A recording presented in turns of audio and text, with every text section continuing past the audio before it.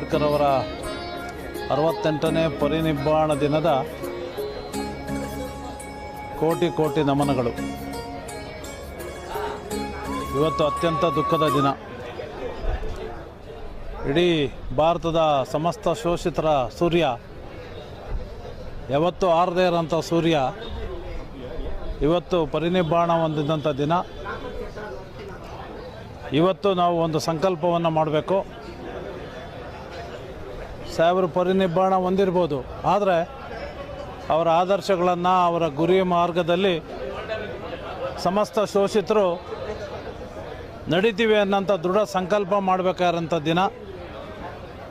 ನಾವೆಲ್ಲರೂ ಇವತ್ತು ಅವರ ದಾರಿಯಲ್ಲಿ ನಡೀತೀವಿ, ಅವರು ತೋರಿಸಿದ ಮಾರ್ಗದಲ್ಲಿ ನಡೀತೀವಿ ಅನ್ನೋಂಥ ಸಂಕಲ್ಪವನ್ನು ಇವತ್ತು ಮಾಡ್ತಾಯಿದ್ದೇವೆ. ಜೈ ಭೀಮ್, ಜೈ ಬುದ್ಧ.